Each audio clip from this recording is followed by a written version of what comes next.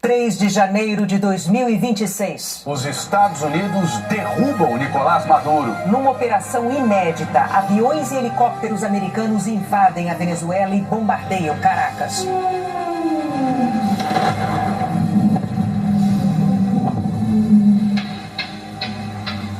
A madrugada de ataques avança em direção ao esconderijo do ditador. Soldados da tropa de elite capturam Maduro e a mulher dentro de um complexo militar. Nicolás Maduro é levado para um navio no Mar do Caribe. E depois de avião para Nova York, onde vai ser julgado. Aqui na Flórida, Donald Trump anuncia que vai administrar a Venezuela por algum tempo e controlar a indústria do petróleo. Nossos repórteres mostram as reações pelo mundo. China, Rússia, Cuba e Irã condenam o ataque americano. A Argentina comemora. O Brasil afirma que a ação ultrapassa uma linha inaceitável. A ofensiva dos Estados Unidos lança incerteza sobre a América Latina. Veja agora no Jornal Nacional.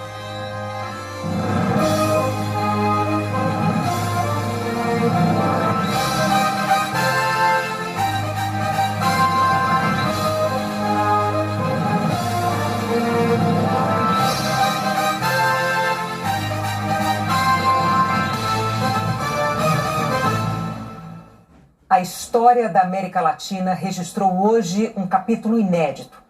Os Estados Unidos depuseram Nicolás Maduro do poder. Anunciaram que vão administrar a Venezuela por algum tempo e controlar a indústria do petróleo.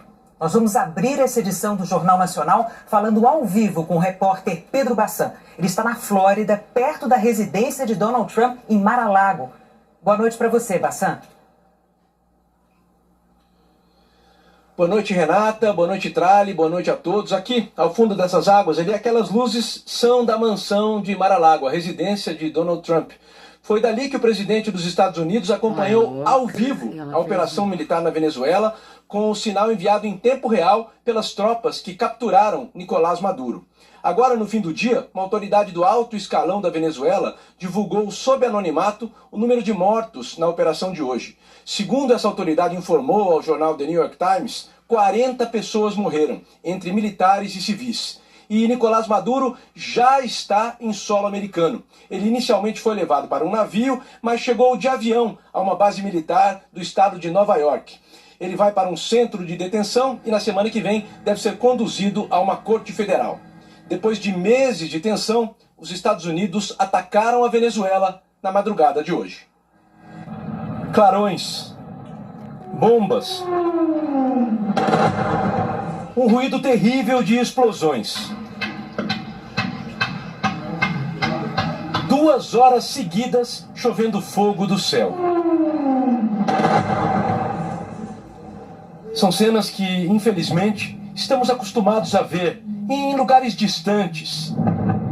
Imagens que reavivam lembranças recentes da Ucrânia ou do Oriente Médio. O espantoso é ver essas cenas num país que faz fronteira com o Brasil. Os ataques foram em Caracas e em diferentes pontos do norte da Venezuela. O caos das guerras longínquas chegou à América do Sul. Na madrugada desse sábado, moradores registraram as primeiras explosões e o som dos helicópteros.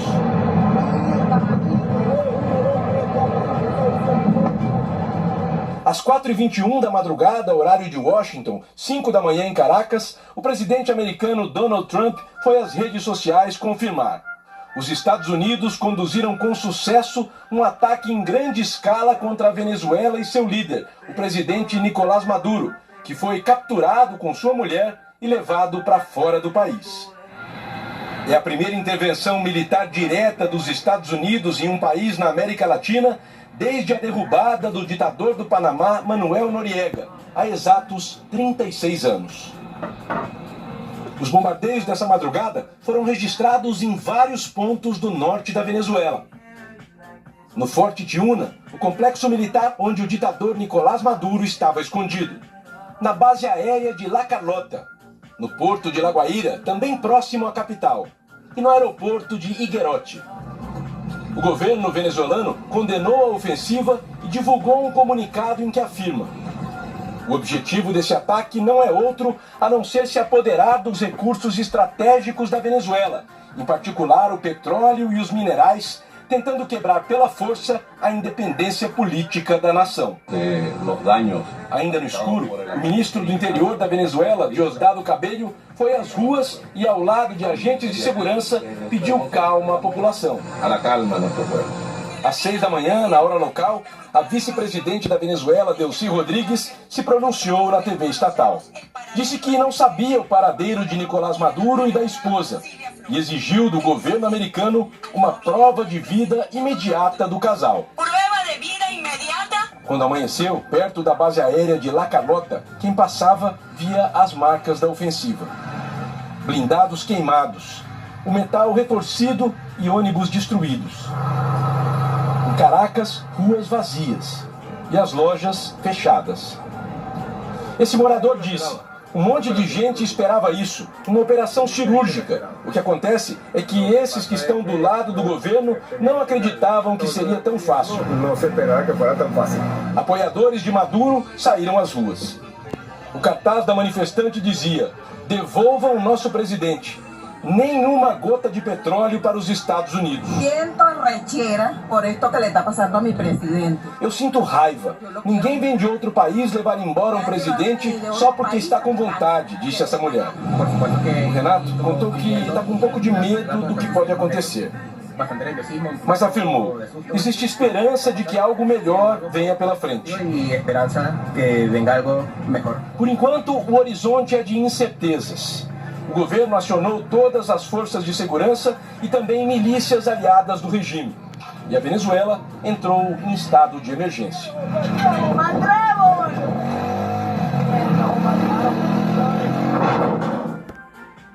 No começo da tarde, o presidente americano deu uma entrevista à imprensa em Mar-a-Lago, onde está o Pedro Bassan. Vamos então voltar ao vivo com o Bassan aqui. Bassan, por favor, nessa entrevista em que o Trump conversou com jornalistas, ele deu detalhes dessa ofensiva militar inédita. Pois não, Trali, foi isso mesmo. Além de exaltar a operação militar americana, o presidente Donald Trump falou aqui na mansão de Mar-a-Lago sobre os planos para o futuro da Venezuela, num longo pronunciamento. Ele disse que os Estados Unidos vão administrar a Venezuela até que possa ser feita uma transição segura de poder. Mas não explicou, não deu detalhes sobre como isso vai funcionar. Donald Trump disse também que vai abrir o petróleo venezuelano às empresas americanas, que vão financiar a reconstrução do país. O futuro de um país nas palavras do líder de um outro país. Cada frase de Donald Trump ia desenhando os próximos passos da Venezuela. Ou, pelo menos, a forma em que ele quer desenhar esse destino. Quase tão surpreendente quanto o ataque em si foi a declaração de Trump horas depois. O presidente americano disse que os Estados Unidos vão passar a governar a Venezuela. Ele afirmou: nós vamos administrar o país até o momento em que possamos fazer uma transição segura, adequada e criteriosa. We don't want to be involved with having somebody else get in and we have the same situation that we had for the last long period of years. So we are going to run the country until such time as we can do a safe, proper and judicious transition. Trump não deu muitos detalhes sobre a duração ou a forma desse governo de transição e não descartou a presença de tropas em solo venezuelano. You know, they always say boots on the ground. Oh, so we're not afraid of boots on the ground if we have to have. We had boots on the ground last night at a very high level, actually. We're not afraid of it. O presidente americano citou o tráfico de drogas como motivo para os ataques. Ele disse que as drogas que chegam aos Estados Unidos vêm principalmente de um lugar chamado Venezuela. And those drugs mostly come from a place called Venezuela. Mas outro produto venezuelano logo ganhou destaque no pronunciamento: o petróleo. A Venezuela tem 17% das reservas mundiais. E aqui na mansão de Mar-a-Lago, Trump ressaltou: os americanos vão controlar a indústria do petróleo venezuelano. Donald Trump disse que durante décadas as empresas americanas é que construíram a indústria de petróleo da Venezuela, até verem suas instalações serem expropriadas pelos governos de Hugo Chávez e Nicolás Maduro. Trump afirmou que a reforma da estrutura petrolífera da Venezuela custará bilhões de dólares e que esse valor será pago diretamente pelas empresas americanas. Elas serão recompensadas por isso, mas o pagamento vai ser feito, ele disse. E vamos garantir que o petróleo volte a fluir como deveria. Trump acrescentou que, por causa do dinheiro do petróleo, a presença americana na Venezuela não vai custar nada aos Estados Unidos. Na entrevista, Trump descartou passar o governo para a líder oposicionista Maria Corina Machado, ganhadora do Prêmio Nobel da Paz. Ele considera que Maria Corina não tem apoio da população da Venezuela. I think it would be very tough for her to be the leader. She doesn't have the support within or the respect within the country. She's a very nice woman, but she doesn't have the respect to be the leader. Também deu a entender que os Estados Unidos já teriam o controle político sobre a Venezuela. Ele disse que o secretário de Estado, Marco Rubio, havia conversado com a vice-presidente venezuelana, Delcy Rodrigues. She was just sworn in, but she was, as you know, picked by Maduro. So Marco's working on that directly. He just had a conversation with her, and she's essentially willing to do what we think is necessary to make Venezuela great again. Very simple. Horas depois, Delcy Rodrigues mostrou como a situação ainda é complexa.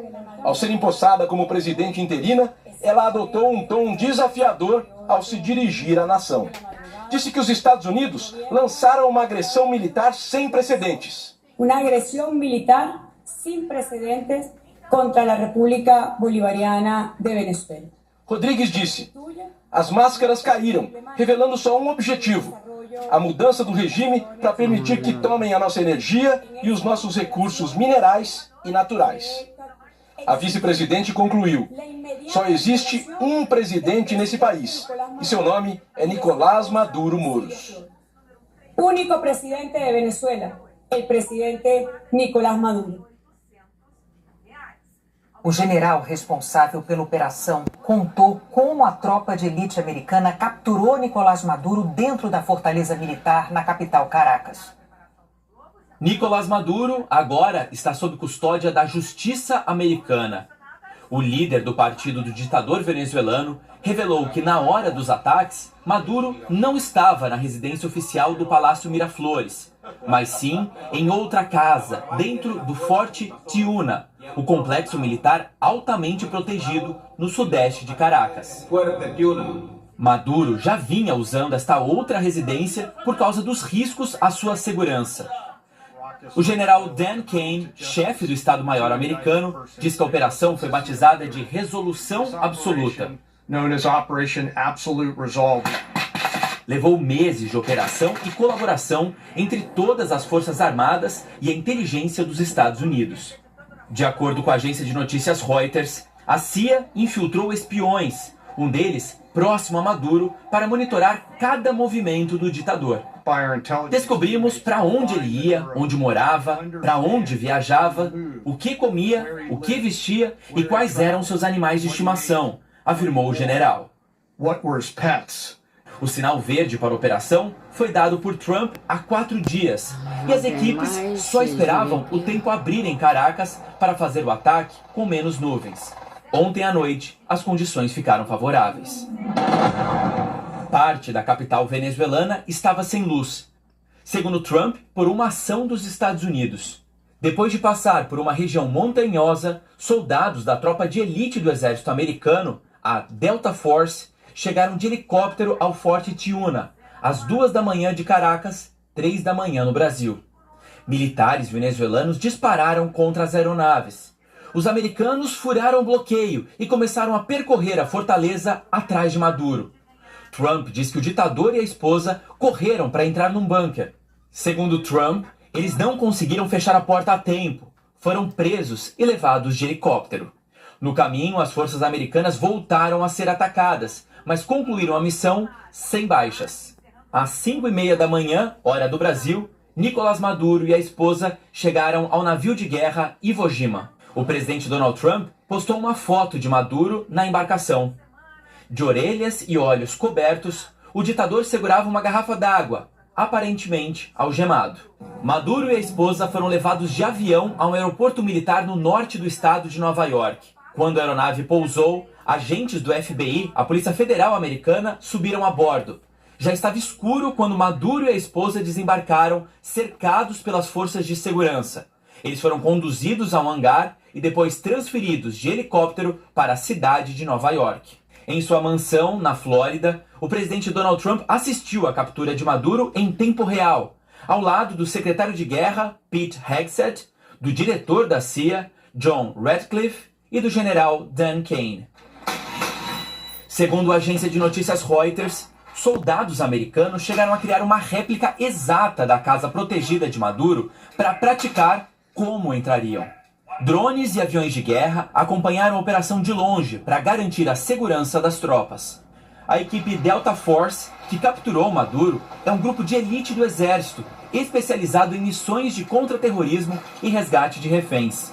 Foi essa equipe que há exatos 36 anos se infiltrou no Panamá e prendeu o ditador do país, Manuel Noriega. Nicolás Maduro e a esposa Cília Flores serão julgados aqui neste tribunal no sul de Manhattan, em Nova York.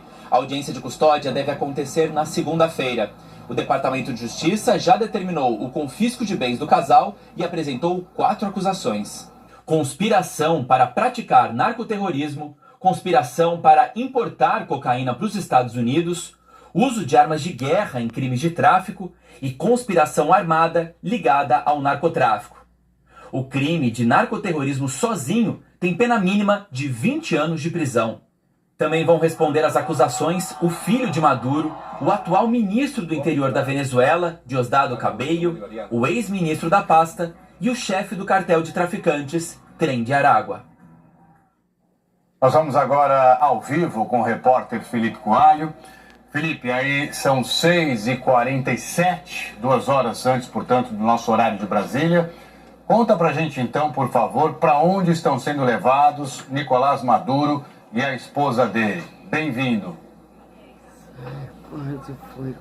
Oi, Trali, boa noite para você e para Renata, boa noite a todos. Dentro de instantes, Nicolás Maduro e a mulher dele devem chegar aqui neste prédio atrás de mim, onde funciona a sede da Agência Antidrogas dos Estados Unidos. Esse edifício fica no bairro do Chelsea, zona nobre de Nova York. O avião que trouxe os dois pousou há pouco mais de 1 hora nesse aeroporto militar que fica a cerca de 90 quilômetros de distância aqui de Manhattan. Eles vão vir para cá de helicóptero, uma viagem que deve durar de 35 a 40 minutos. O helicóptero vai pousar num heliponto na altura da Rua 30, a 2 km de distância. Uma viatura vai fazer esse trajeto final, trazendo os dois para cá, onde eles serão fichados. Depois a viatura vai levá-los de volta ao helicóptero e o helicóptero transportá-los até o centro de detenção no bairro do Brooklyn. Essa aqui atrás é a 10ª Avenida, uma área que fica muito movimentada no sábado à noite por conta dos restaurantes e bares por aqui. E como a gente pode ver, o policiamento está reforçado, aguardando a chegada dele.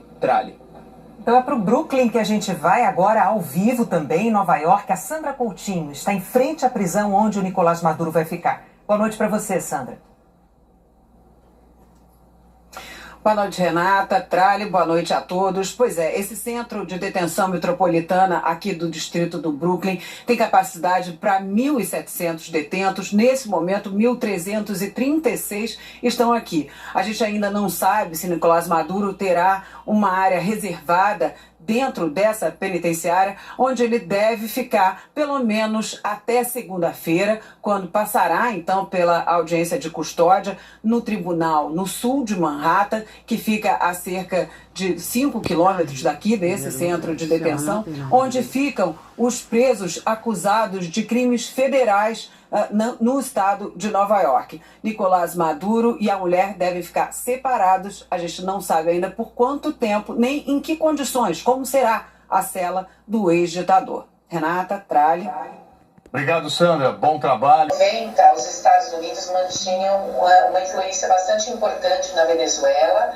Hugo Chávez, quando eleito em 99, começa a romper essa tradição e começa a duelar muitas vezes na retórica, no seu discurso. Com Chávez, a Venezuela se afastava dos Estados Unidos e se aproximava de novos aliados.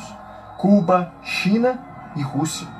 O bom momento do petróleo ajudou a economia venezuelana e, assim, a popularidade de Chávez. E ele usou isso para se perpetuar no poder. Quando a insatisfação crescia, era o autoritarismo que garantia a manutenção do regime. Enquanto isso, Nicolás Maduro crescia na hierarquia chavista.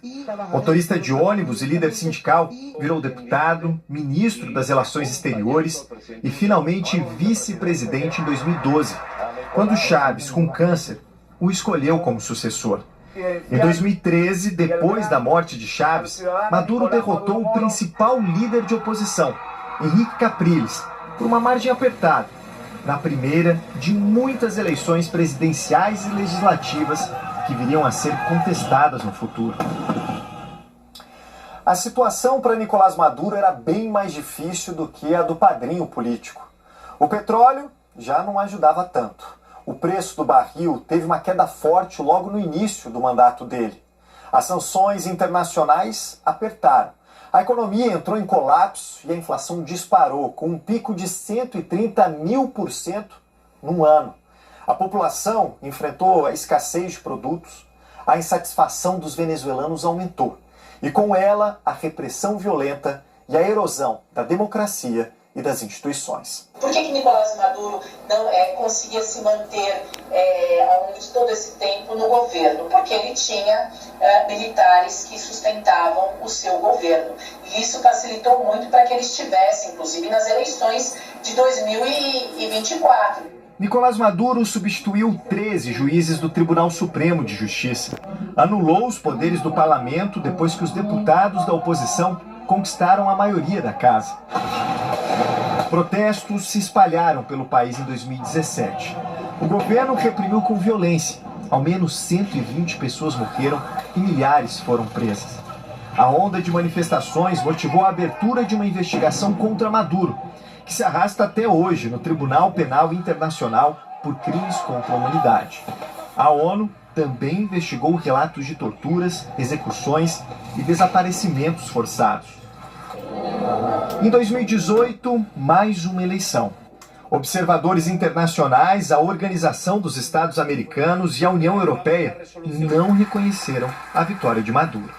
O então presidente do parlamento, Juan Guaidó, se declarou presidente interino, depois de acusar Maduro de usurpar os poderes da República.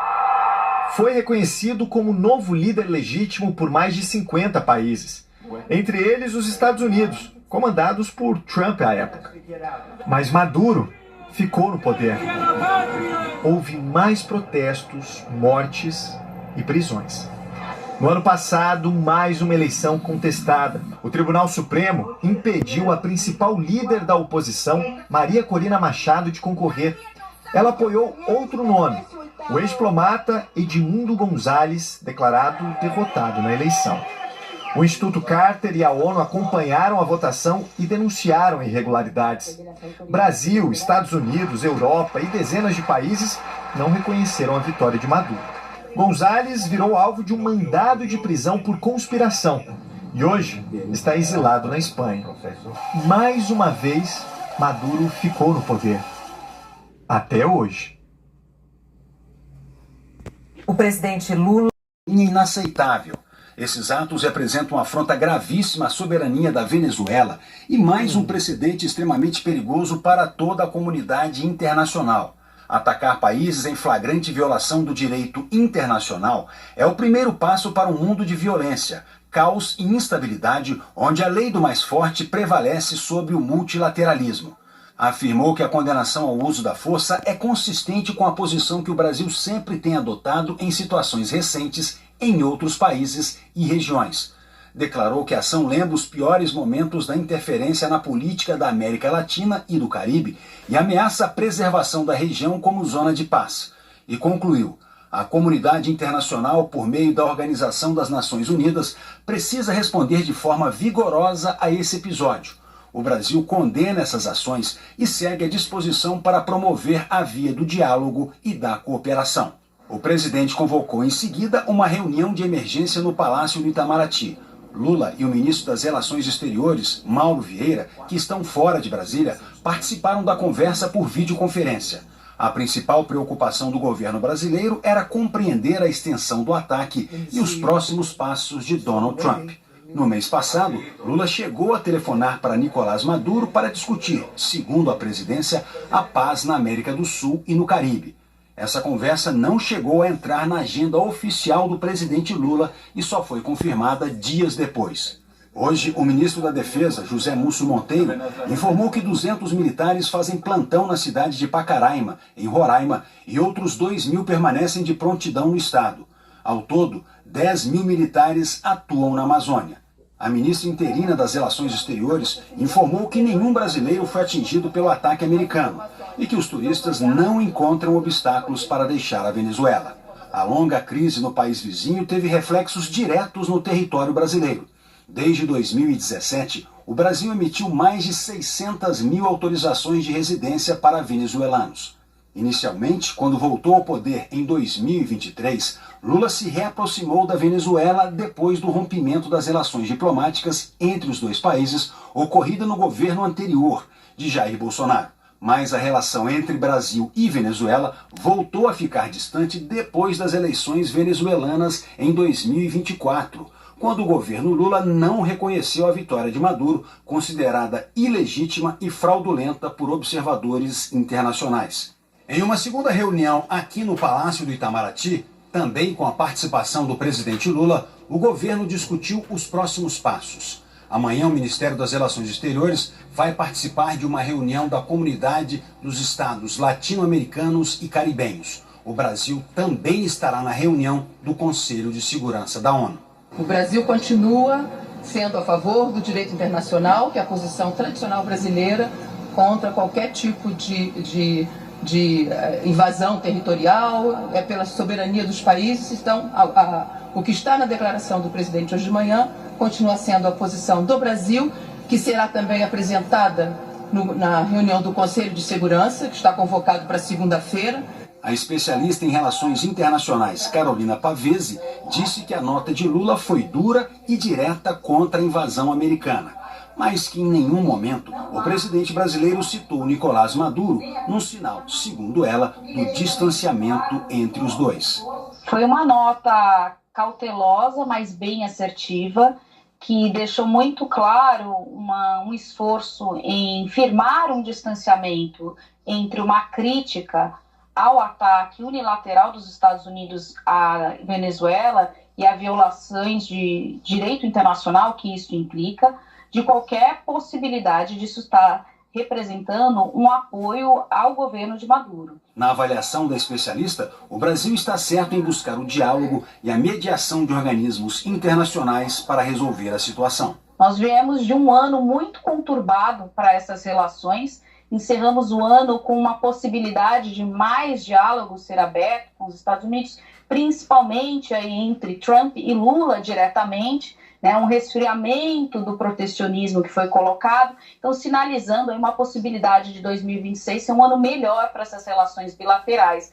É importante ter muito cuidado em preservar essas relações e preservar justamente esse diálogo que tem sido construído a duras penas pelo governo brasileiro. Então, não comprometer essas relações bilaterais. Veja a seguir. Giram a ofensiva militar dos Estados Unidos contra a Venezuela. A União Europeia defendeu uma transição pacífica e democrática.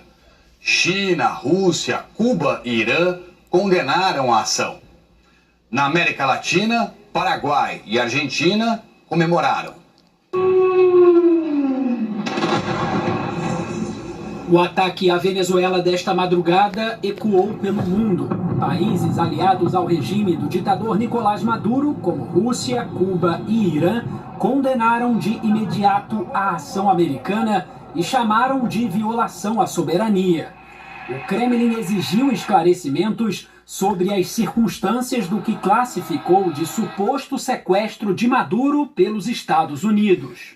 A China também protestou contra o uso da força americana a um Estado soberano. O Ministério das Relações Exteriores do Irã falou em convocação imediata do Conselho de Segurança da ONU.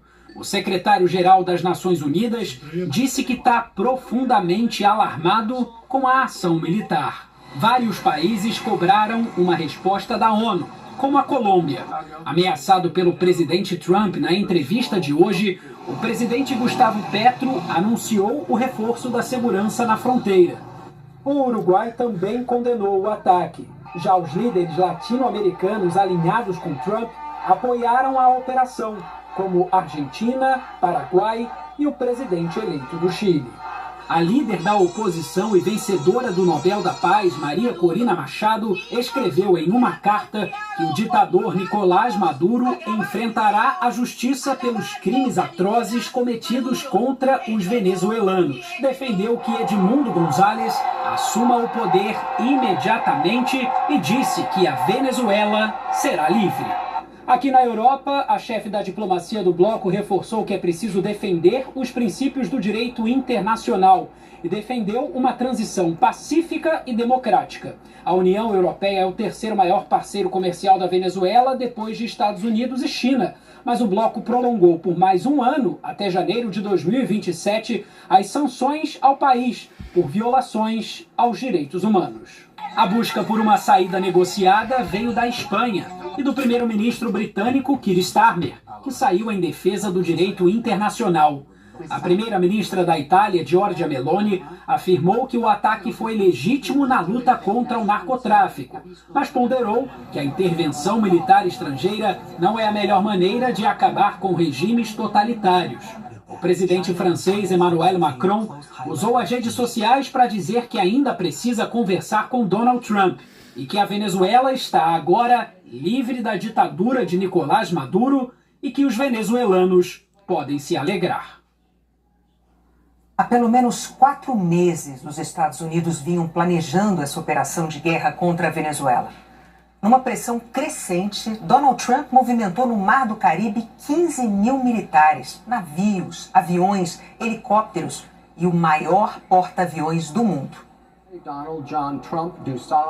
Exatamente no dia em que Donald Trump tomou posse, em 20 de janeiro, uma das medidas daquela pilha de decretos presidenciais já preparava o cenário para a ofensiva. Trump classificou formalmente como terrorista a organização criminosa venezuelana Tren de Aragua. Em julho, fez o mesmo com o chamado Cartel de los Soles e acusou Nicolás Maduro de chefiar a organização. Cartel de los Soles não é um grupo formal, e sim uma expressão histórica, usada para se referir a militares e integrantes do governo corruptos, que facilitam e lucram com o narcotráfico. Maduro sempre negou o envolvimento. A estratégia americana foi ficando mais clara no segundo semestre. Para dar base legal à escalada militar contra a Venezuela, o governo enviou ao Congresso uma notificação comunicando que o país estava em conflito armado contra cartéis terroristas. Nicolás Maduro era procurado nos Estados Unidos desde 2020, ainda durante o primeiro governo Trump, acusado formalmente de narcoterrorismo e conspiração para a importação de cocaína.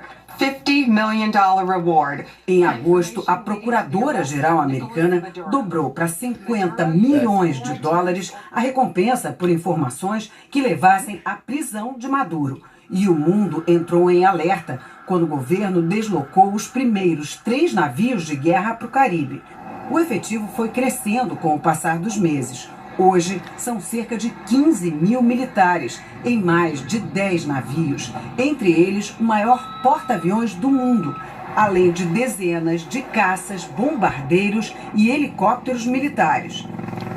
No dia 2 de setembro, o governo Trump começou a bombardear embarcações no Caribe e no Pacífico, alegando que eram narcotraficantes transportando drogas para os Estados Unidos. Já foram 35 ataques que mataram 115 pessoas. Em novembro, o secretário de Guerra, Pete Hegseth, batizou a operação em andamento de Lança do Sul. E Trump subiu o tom mais uma vez.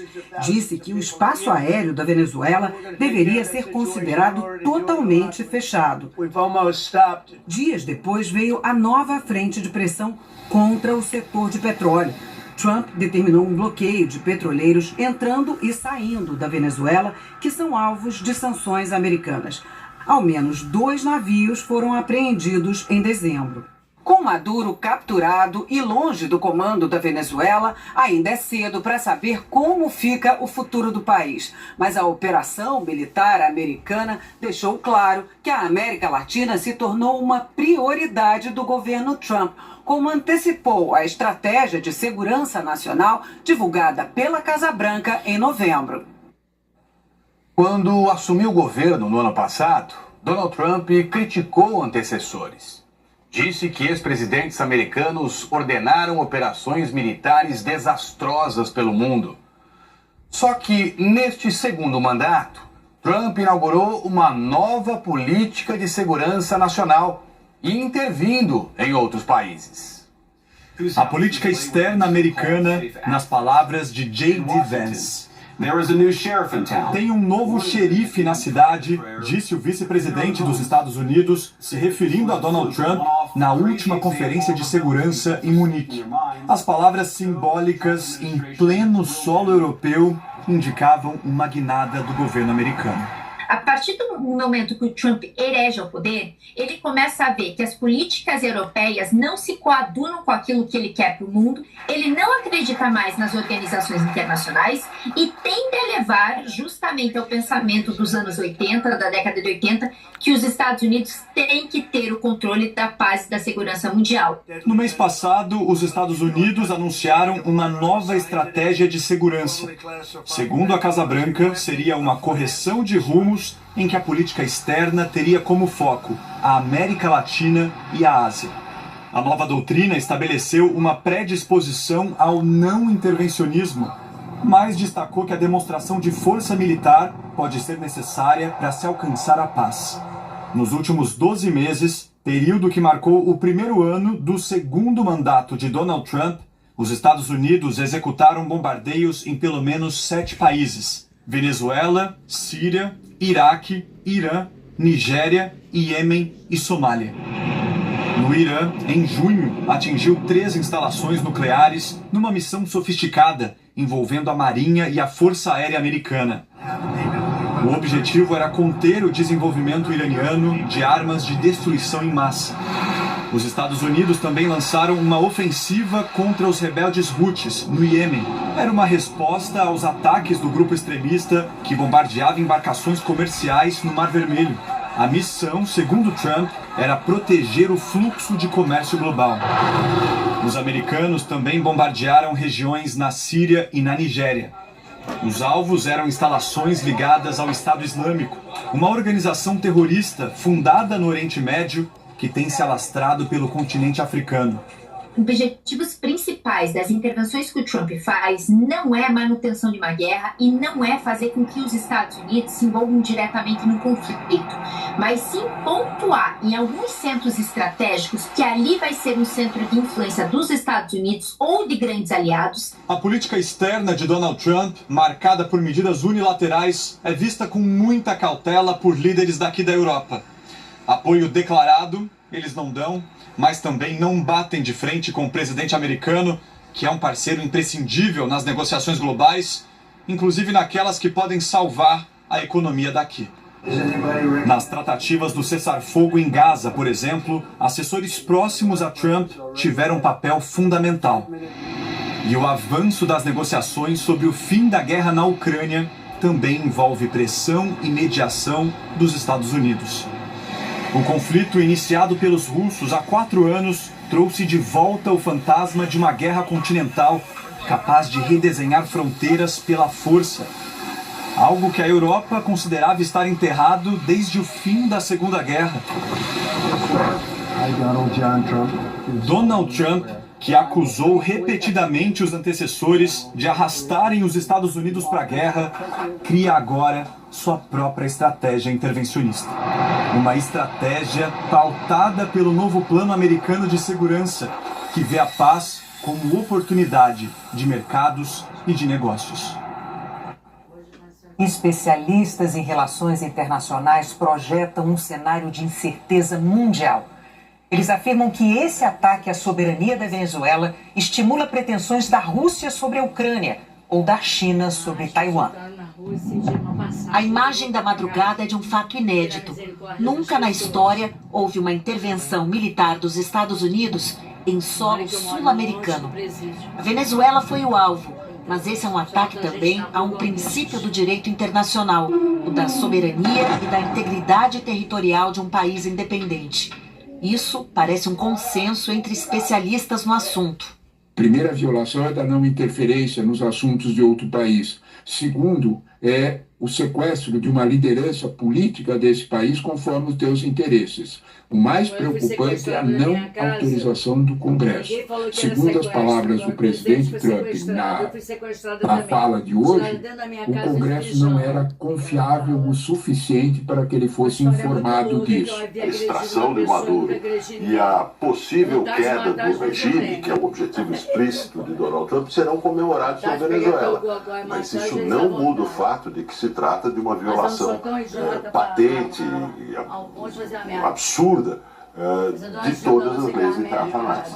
Os Estados Unidos estão dizendo explicitamente que a doutrina Monroe está de volta, a ideia de que o chamado hemisfério ocidental, as Américas, são um quintal dos Estados Unidos, onde a soberania nacional praticamente não vale. A doutrina proclamada no governo de James Monroe, ainda no início do século XIX, é assentada no conceito de esfera de influência. A América Latina estaria dentro de uma zona estratégica onde Washington busca impedir a atuação de rivais externos e preservar a hegemonia, ainda que isso leve a um choque com a soberania dos países.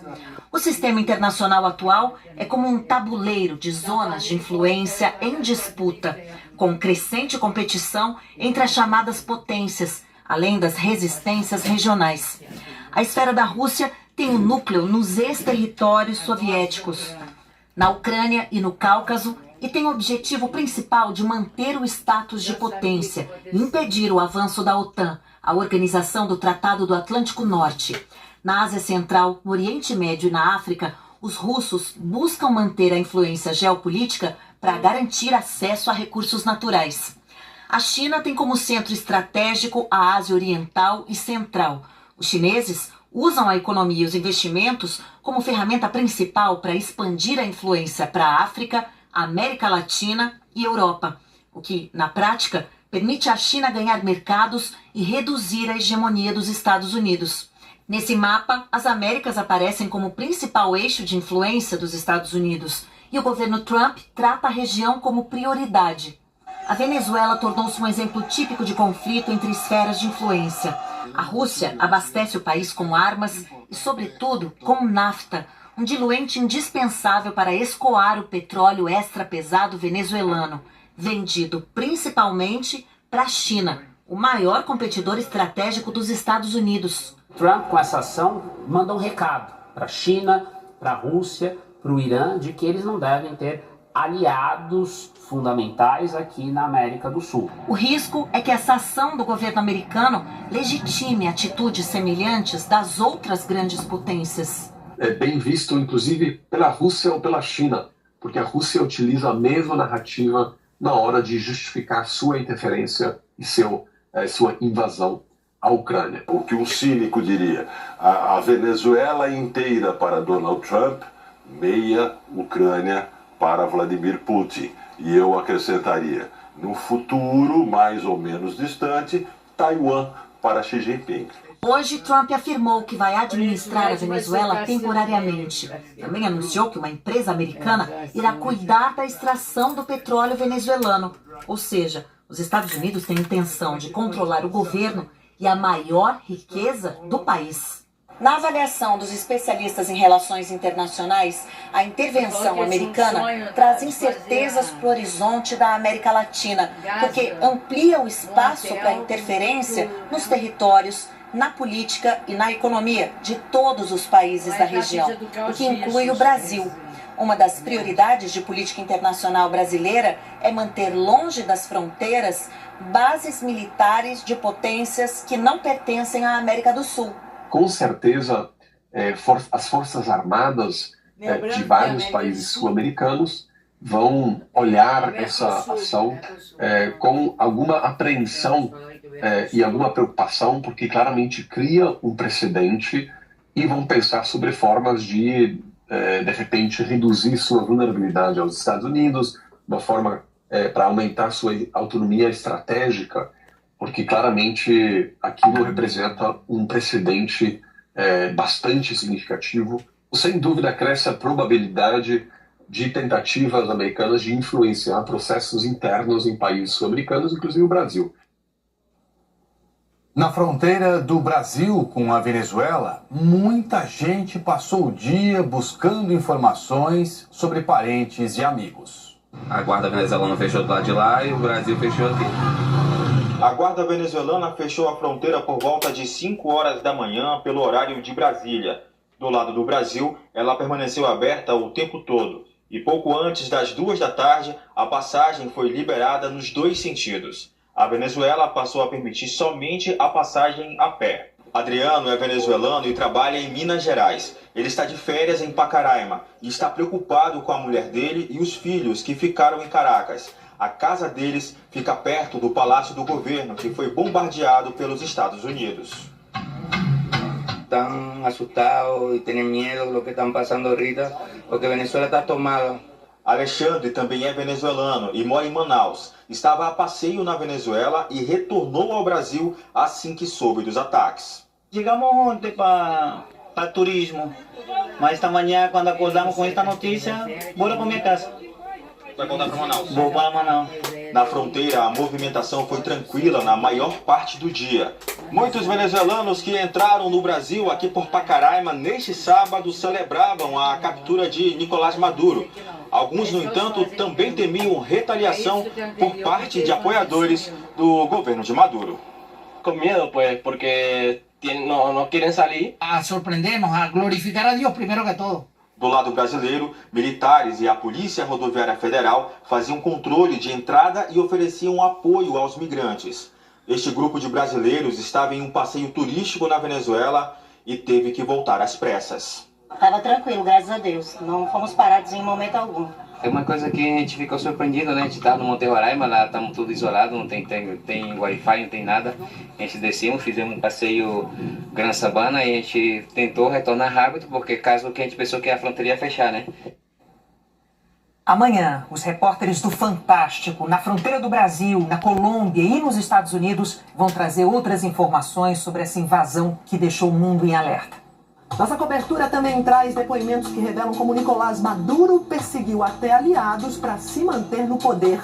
Um documentário inédito na TV brasileira sobre as estratégias do presidente venezuelano. Tive que fugir de moto, porque começaram as ameaças de que eu me bater ali mesmo, ou até mesmo me prender. Que me iam a detener. Flagrantes de ilegalidades no litoral brasileiro.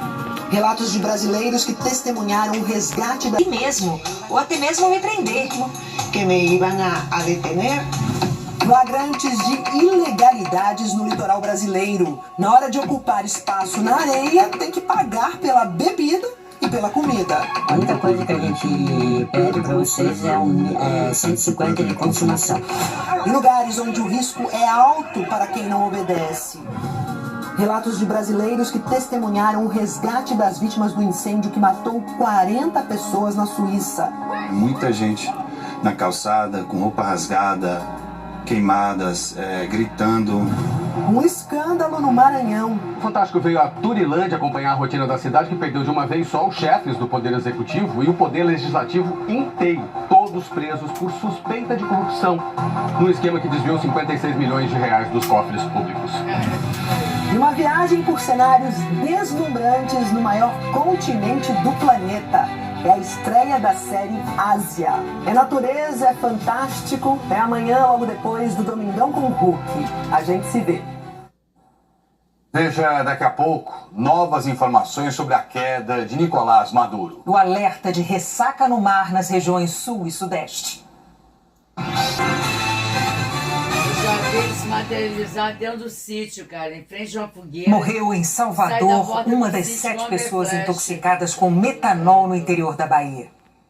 O empresário Vinícius Oliveira Vieira, de 31 anos, morreu ontem à noite. Ele estava internado no Hospital Couto Maia, em Salvador, desde a última segunda-feira, quando foi transferido do hospital de Ribeira do Pombal. Segundo as investigações, Vinícius consumiu bebida contaminada comprada em um depósito da cidade. Além dele, outras 6 pessoas que participaram de uma festa de noivado no domingo também foram contaminadas. Elas beberam um drink feito com vodka comprada no mesmo depósito onde Vinícius teria adquirido a garrafa.